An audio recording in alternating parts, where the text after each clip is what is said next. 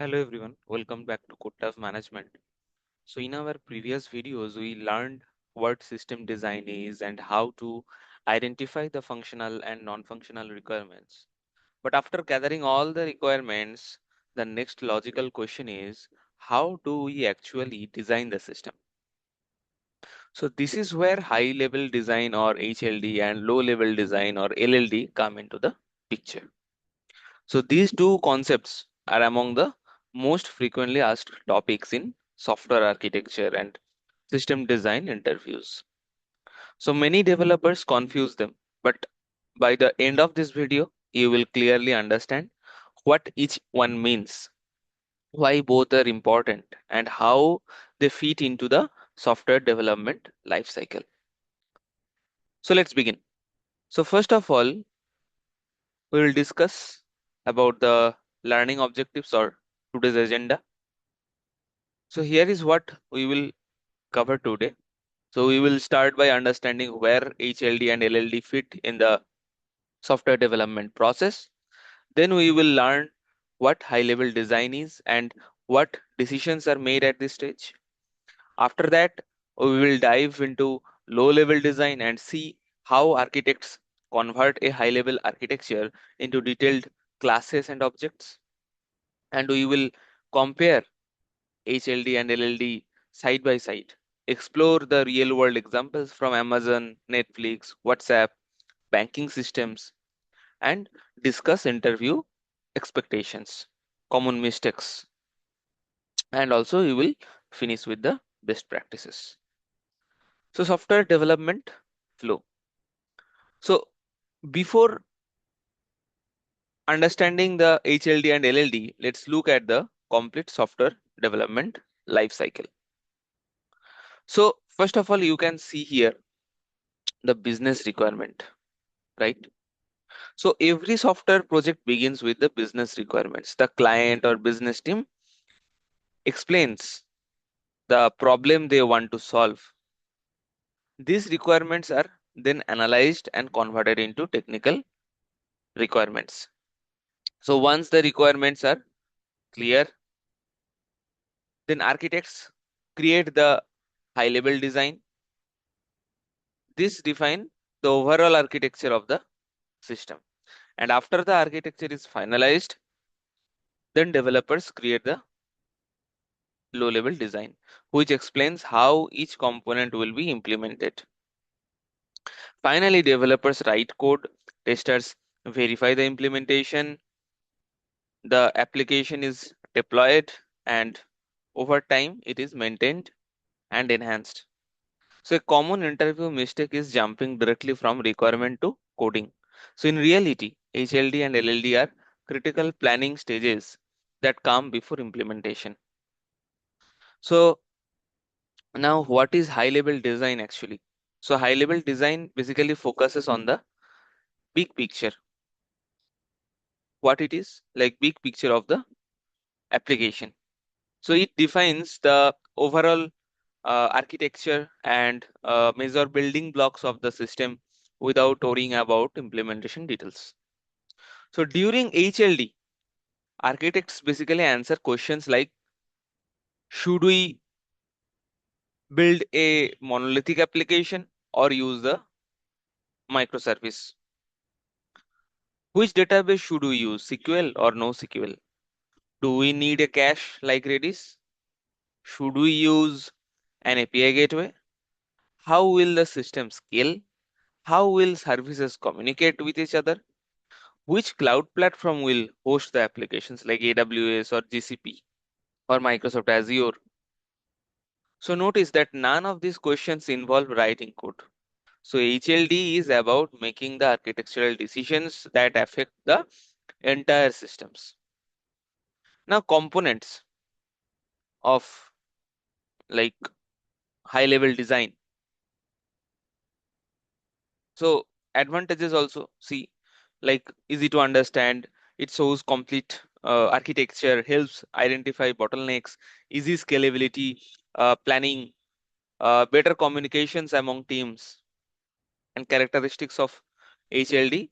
These things also I have discussed in the last lecture as well. Like uh, from users, like whenever a large enterprise application, multiple users will be there, then there should be load balancer. One server cannot handle that. So then app 1 server, app 2 server, app 3 server, and then whatever commonly fetch data, that we will fetch it from the Redis cache. And if it will be not found there, then we will go to the primary database. And also to uh, handle the load of that's why, like, on one database, otherwise there will be huge load on top of one database. That's why we can prepare a replica of databases, or you can think it as a sharding mechanism. Okay. So these are the components of HLD. So let's look at the major components commonly found in the high level design. So the client can be a web browser, or mobile app, or desktop application. So this types of client will be there, and request usually pass through a load balancer, which distributes the traffic across multiple application servers.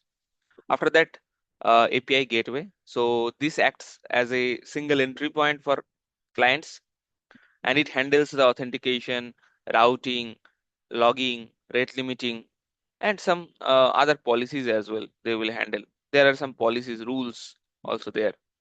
So they, as a single entry point, they mainly handles the authentication, routing, rate limiting, and logging.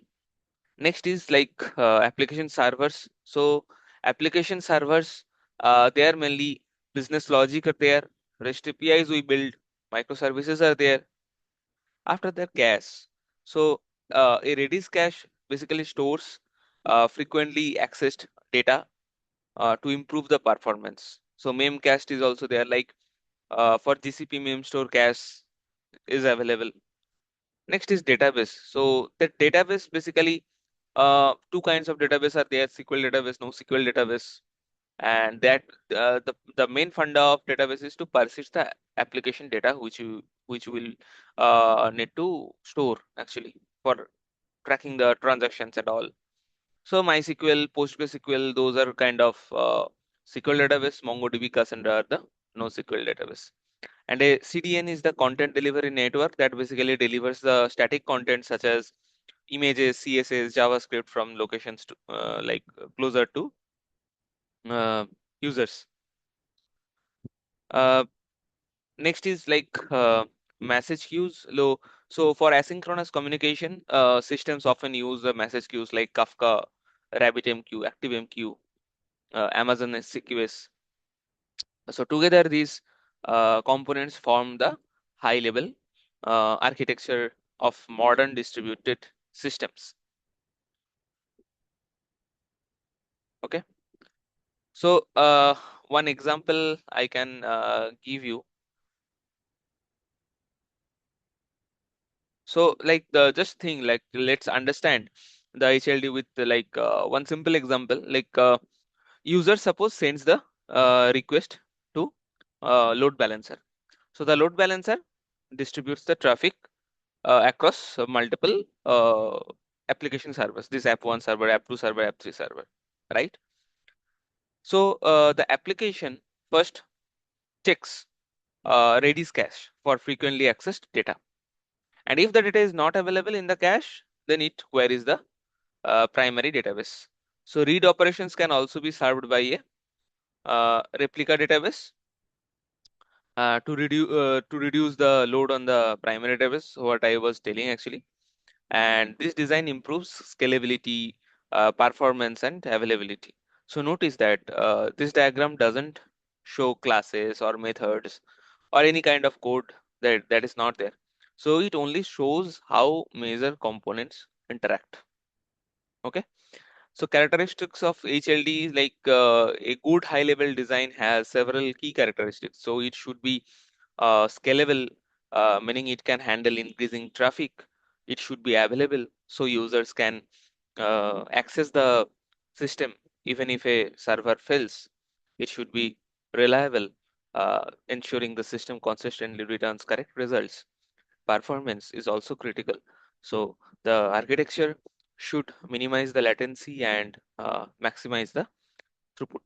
So latency I have told that for that's the processing time for a particular request, uh, like how much time it takes for serving a particular request. um, and throughput is like a for per second, like how many requests are being processed. Okay. So that's why we need to minimize the latency and maximize the throughput. So finally, it should be secure, maintainable, and cost effective as well. So these qualities are considered before any code is written. Okay.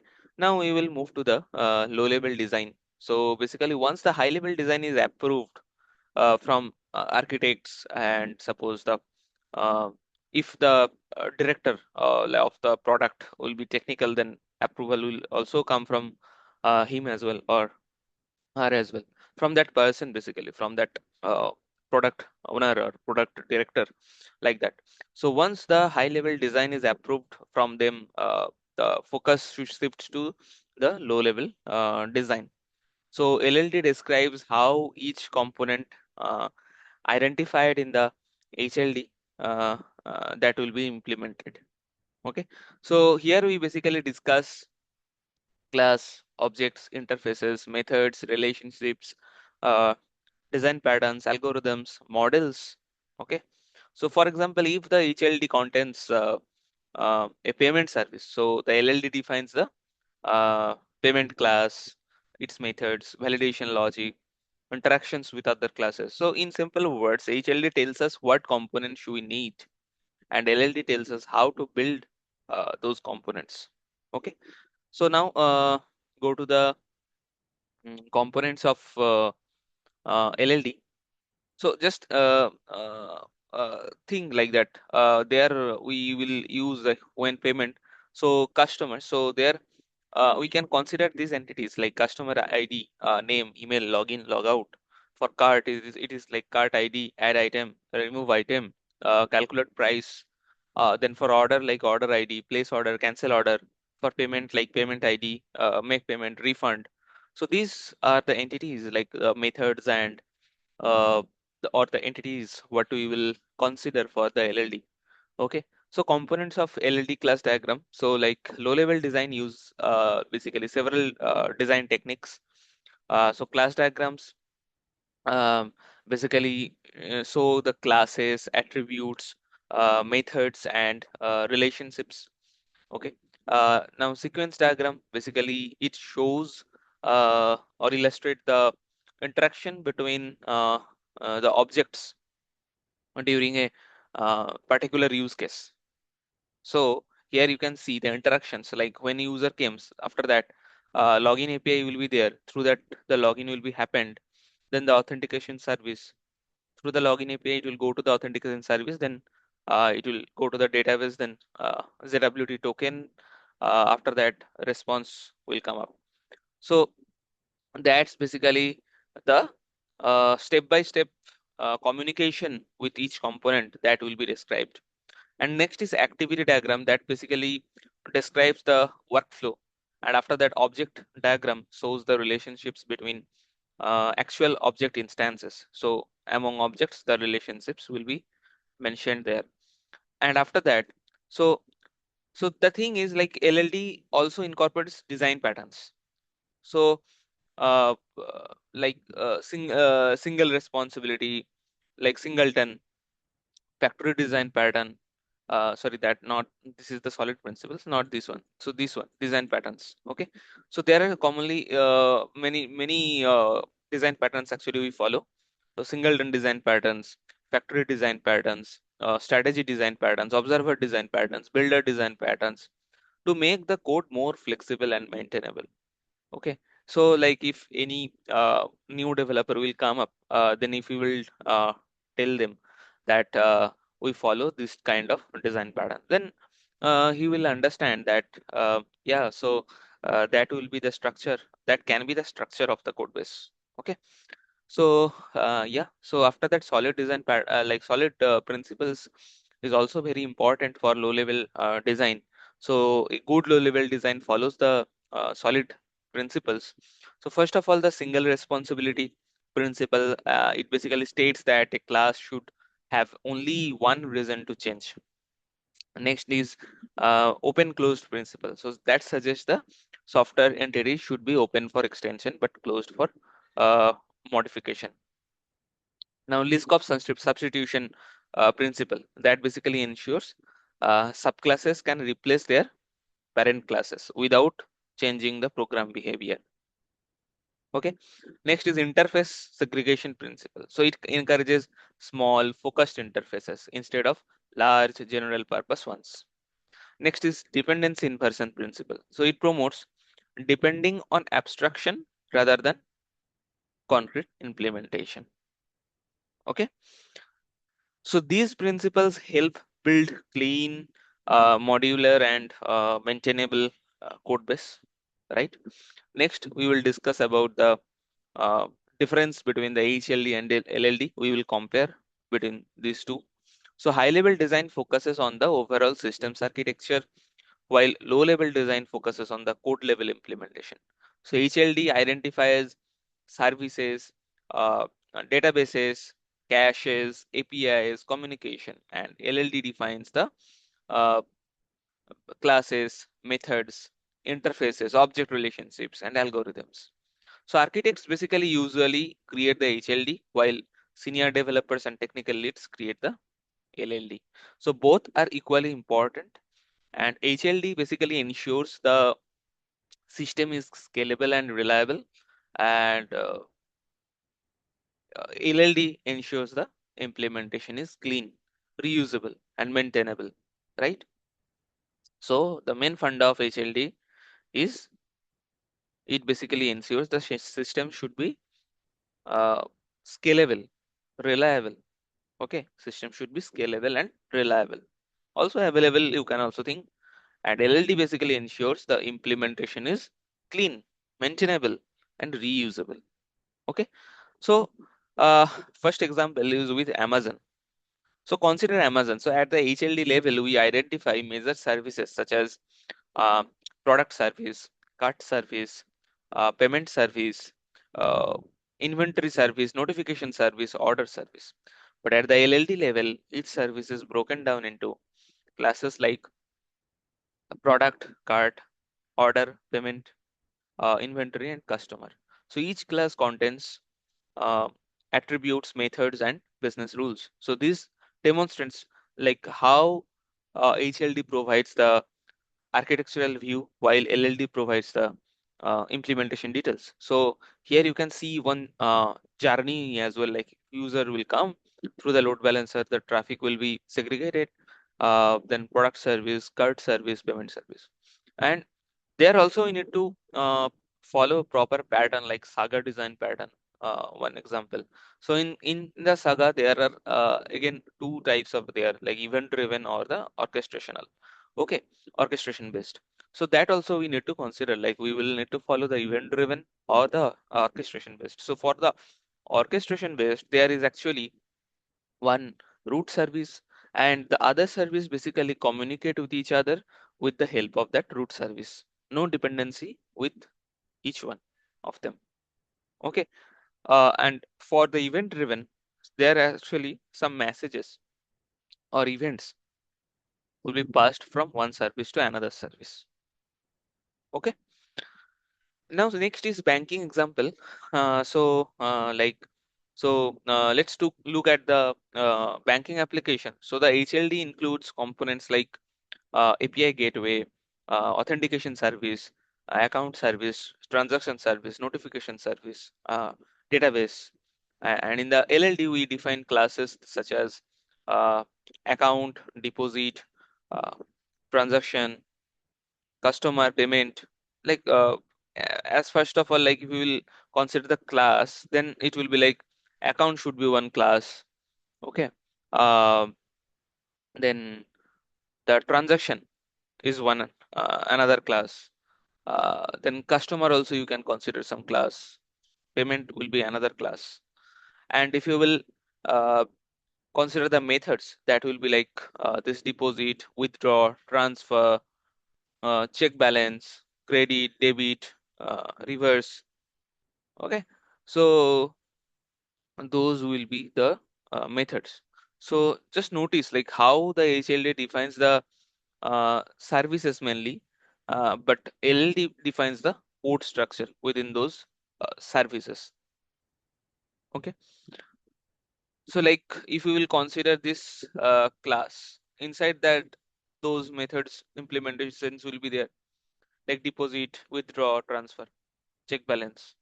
So for a particular account, we actually check these things. That's why this method should be under that account class. If we will consider the transaction, then that will be like credit, debit, reverse, like that. Now consider the Netflix example. So for Netflix, the high level design includes the CDN, streaming service, recommendation service, or you can see like recommendation engine. Next is like user profile service and database. Next for LLD, it defines the classes like movie, subscription, recommendation engine, video player, and user profile. So this separation allows teams to work independently while maintaining a consistent work architecture. Now, if we'll consider WhatsApp example, so in WhatsApp, basically, uh, the high-level design includes the messaging service, media service, notification service, authentication service, uh, database, and the low-level design. For that, it actually defines the classes such as user, message, group, call, chat room, media. Okay, so sequence diagram describes how a message flows from uh, one user to another through the messaging service, right? Now, who creates the HLD and who will create the LLD? So, typically, high level design is created by software architects, solution architects, technical leads, or experienced senior engineers. But for low level design, it is usually prepared by senior developers, software engineers, technical leads who implement the business logic. So in smaller organizations, the same engineer may create both LLD or HLD. Like if you will work for startup, you can expect you need to do uh, uh, HLD and LLD both as well. Suppose you have 5 to 6 years of experience, then in that type of experience, you can expect this HLD and LLD both. But if you will consider a large, big MNC product based, okay, so there mainly the HLD are being done by the senior architects, principal architects. Okay, and the low-level designs mainly done by initially started with senior tech lead, senior developers. After that, the per component level or module level, the software engineers or senior software engineers will do the process, and whoever interns, they basically help them. Okay, it's like that. So. And if it is service based, then you can expect like you have to work with uh, the client side architects and client side senior developers. So basically client side architects, if from the service based organizations also there are some solution architects, then basically first of all the solution architect and principal architects are getting onboarded. They discuss with the uh, designs and what are the requirements with the architects from the client side. Then they actually create the uh, uh, designs. They decide like what tech stacks will be used. Okay, and after that, like after suppose 1 to 2 months after the proper design approval, after that basically the senior developers or tech leads are getting involved to start the implementations, and after 3 to 4 months the junior software developers will come up to extend it or maintain it. And uh, then if it will be required, then freshers or juniors like freshers or interns also will be hired. Like that the flow is going on. And at the last, when the development completed and or phase by phase, the testers also there to test those things. Okay, so that's the overall idea. um, Now, that is done. That is done. Okay. Some interview questions actually. So, in system design interviews, you are usually expected to discuss the high level design first, and interviewers like want to know how you think about the scalability, databases, APIs, caching, and communications. Okay, so if the interview goes deeper, they may ask you to design the low level design of one component, not fully, as full LLD is like a project, right? It should not be there. So uh, there may be like one component can be there. For example, after designing an e-commerce system, they may ask you to implement the cart service using classes and design patterns. So always start with the HLD before moving to LLD. So common mistakes. So like candidates often make several mistakes. So some like immediately start discussing the Java classes without defining the architecture. So others ignore the suppose scalability or caching. So many forget to discuss the trade-offs or assume requirements without asking questions, and avoid these mistakes by following a structured design approach. So like in this system design flow, like this series, we will discuss several kinds of system designs, and there we will discuss the functional requirement, non-functional requirements, how we'll consider the HLD, how we'll go into the LLD. Okay, step by step we will do that in this series as well. So I will tell you to uh, like, share, and subscribe that channel. Okay, so the best practices actually, like here are some best practices I have included. So like always begin with the requirements, then estimate the traffic and storage, create a high level design, discuss the scalability, availability, security, only then move to the low level design. Use the design patterns where appropriate, and follow solid principles to keep the code clean and maintainable. So interview flow should be like that, like understand the requirement, estimate the scale, draw high level design, identify components, database design, API design, caching, scalability, move to low level design, classes, methods, objects, patterns. So the thing is like many fresh like many candidates basically uh, do the mistakes like directly jumping to the low level design, and they discuss this, and after 30 minutes or 20 minutes they will feel like yeah, my time is gone, but interview is for 1 hour. I have already described whatever I know. But if you will discuss first the HLD, and uh, give the time for 20 minutes, 15 to 20 minutes with the HLD, and after that, after 30 to 40 minutes, you will continue with LLD, then your 60 minutes will be filled up. Okay, and maybe it can be close to 2 hours as well if you will start to implement. Like if the interview will tell you that implement that service, then after that 45 to 1 hours of discussions with HLD and LLD, you will start to implement that for the next 45 minutes to 1 hour. So in that way, actually, the system design interview happens, right? So uh, here actually I want to tell, like I will summarize today's session. Like high level design defines the overall architecture of a software system, including components like servers, databases, caches, communication between services, and low level design focuses on the internal implementation using classes, objects, methods, interfaces, design patterns. Okay, so think of HLD as designing the city, and LLD as designing each building within the city.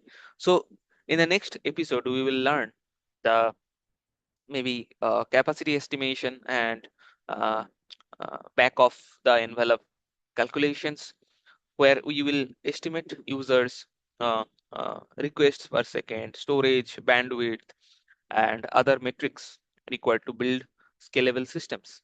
Okay, so if you found this video helpful, please like the video, subscribe to CodeTav Management, and share it with the other preparing for system design interviews. So thank you for watching, and I will see you in the next episode. Thanks everyone. Bye.